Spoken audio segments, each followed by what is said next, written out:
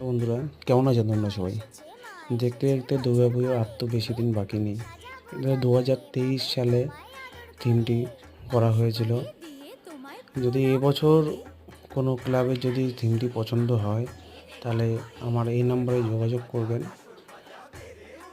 থিমটি খুব সুন্দর, প্রাকৃতিক সব জিনিস নিয়ে থিমটি করা হয়েছিল।